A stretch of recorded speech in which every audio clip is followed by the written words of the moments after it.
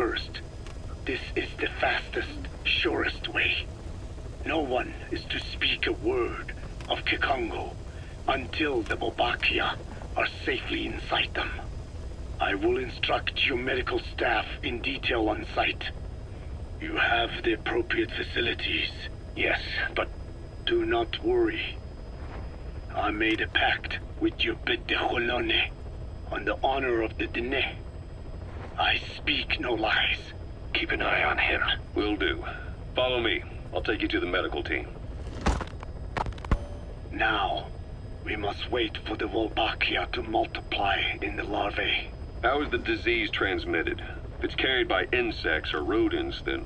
There is no intermediate host. So...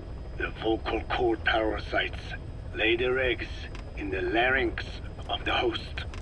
Most hatch and migrate to the lungs, but some are transported to the mouth through ciliary movement, mixing in with saliva. Saliva. Droplet transmission. Sneezing, coughing. Any food or water containing infected saliva. It would spread fast. Indeed. And when the larvae migrate to the lungs, symptoms can resemble the early stages of a cold, making it easy to infect others. Meaning a simple conversation would be enough to pass it on. Alright, so what happens after the larvae migrate to the lungs? It is as I said before. They mature by feeding on alveolar tissue. It is only then that noticeable symptoms appear in the host. And by that point, it's too late. He's infected everyone else. It's one hell of a weapon you've created. That is what Blag Ana wanted. Something that would spread easily. In truth, he's not the reason. But we will discuss that another time. The Wolbachia have multiplied. We're preparing to extract them and begin vaccinating. But is this really the only way? Sure, it'll prevent infection, but the cost. You would rather remove their vocal cords? No. Tactical communication's a linchpin of what we do. What if we were to ban the use of Kikongo? Insufficient. First, there's no guarantee that only the Kikongo strain is here. Second, there is the matter of how the parasites lay their eggs.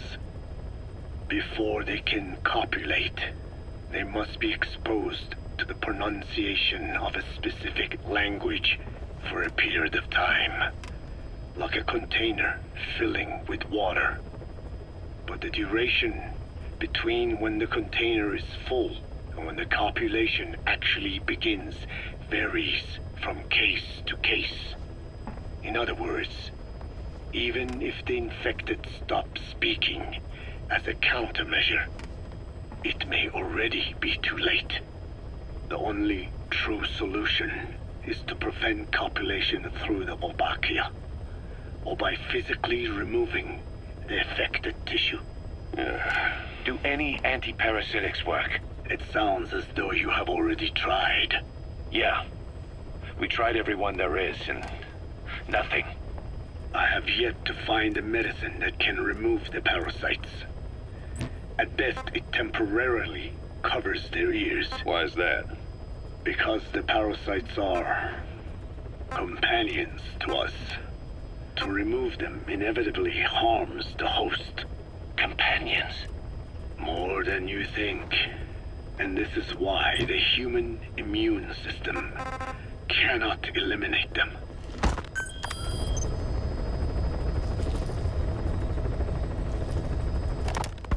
Thanks to Code Talker, we've managed to put a stop to any new vocal cord parasite infections. We couldn't save those already symptomatic, but everyone who survived has been released from the quarantine platform. Skullface will pay for this. Boss, Emmerich confessed. Skullface's endgame is to activate the bipedal walking tank Sahelanthropus and deploy it into live combat in Afghanistan. That's why he moved into the Soviet research facility they call OKB-0. If his plan comes to fruition, there'll be no stopping the ripple effect worldwide. Find a way to make contact with Skullface before that happens. Then learn what you can from him, and put a stop to his plan. We'll have our fun with him later. This is it, boss. Diamond Dogs is strong enough now to face him head to head. It won't be like 9 years ago. Make your way to OKB-0.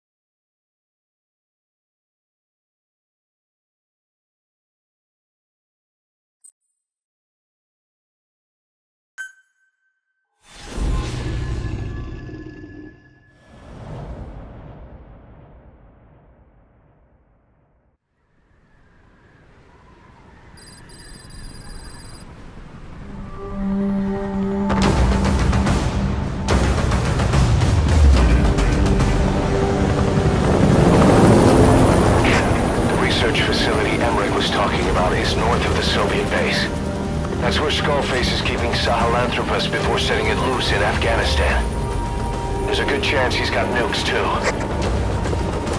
Boss, we need to figure out what Skullface is up to. If you make contact with him, get him to talk. The ethnic cleansing parasites, Sahelanthropus. Find out what his plans are.